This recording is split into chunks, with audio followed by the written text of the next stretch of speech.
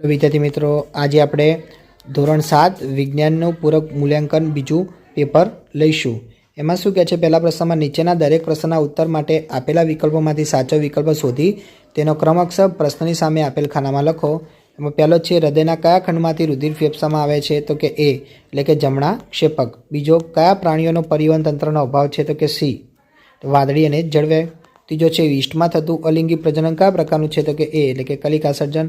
ચોથો, નીચેના પૈકી કયો સ્ત્રીકેશનો ભાગ નથી? તો કે સી એટલે કે પરાગાશય। પાંચમો, ઝડપનો મૂળભૂત એકમ? તો કે ડી એટલે કે મીટર પ્રતિ સેકન્ડ।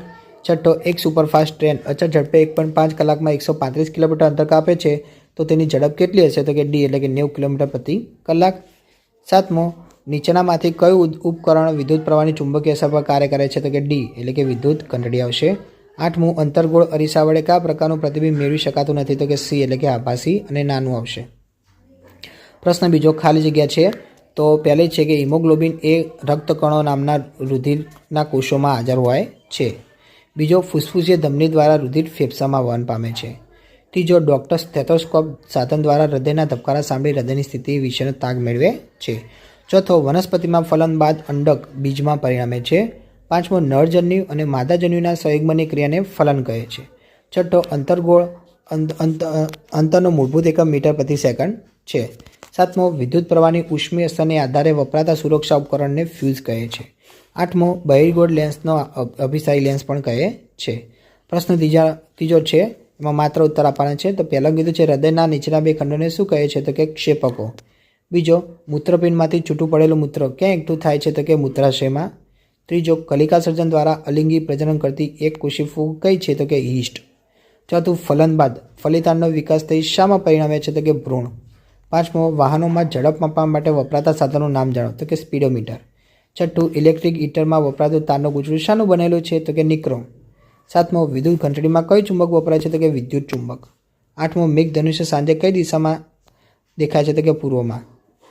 પ્રશ્ન 4 છે, માગ્યા મુજબ પહેલામાં શું કે વિદ્યુત કોષ વપરાતો હોય તેવા બે ઉપકરણોના નામ? તો અહીંયા મેં વિદ્યાર્થી મિત્રો વધારે લખેલા છે, torch, transistor, radio, TV remote, AC remote અને ઘડિયાળ। અંતર્ગોળ અરીસાના બે ઉપયોગો તો કે છે સ્કૂટર, મોટર કાર અને ટ્રેનની હેડલાઇટના પરાવર્તકો। બીજો, દાંતના ડૉક્ટર દાંતની તપાસ માટે સેવિંગ મિરર અને સર્ચલાઇટમાં થાય છે। અલિંગી પ્રજનનની 4 રીતો તો કે કલિકા સર્જન, અવખંડન, બીજાણુ સર્જન, કલમ કરવી અથવા કલિકા વડે વાનસ્પતિક પ્રજનન। ચોથો છે, પવન દ્વારા બીજનો ફેલાવો થતો હોય તેવી 4 વનસ્પતિના નામ? તો કે સરગવો, મેપલ, સૂર્યમુખી, મદાર, આકડો, ડોડી, સીમડો, કણજી, મધુમતી। વ્યાખ્યા આપવાની છે ઝડપ, તો કે પદાર્થે એકમ સમયગાળામાં કાપેલા અંતરને તે પદાર્થની ઝડપ કહે છે। બીજો, લોલકનો આવર્તકાળ, તો કે લોલકને એક દોલન પૂર્ણ કરવા માટે લાગતા સમય તેનો આવર્તકાળ કહે છે। પ્રશ્ન 5નો વિદ્યાર્થી મિત્રો આ રીતે તમારા આકૃતિ દોરી નાખવાના છે। અચળ ઝડપે ગતિ કરતી કાર અને રોડમાં બાજુ ઊભેલી કાર, આ રીતે તમારો જવાબ આવશે।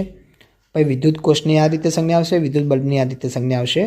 ત્રીજો કીધો છે, બહિર્ગોળ લેન્સ વપરાતો હોય તેવા 4 સાધનોના નામ? તો કે સૂક્ષ્મદર્શક યંત્ર, telescope, binocular, camera, cinema, projector અને ચશ્મા। બ છે, ખરા ખોટા? પહેલામાં ખોટું, બીજામાં ખોટું, ત્રીજામાં ખોટું અને ચોથામાં સાચું આવશે। વિદ્યાર્થી મિત્રો, તમને મારો વિડીયો ગમ્યો તો ચેનલને લાઇક, શેર અને સબસ્ક્રાઈબ કરવાનું ભૂલતા નહીં।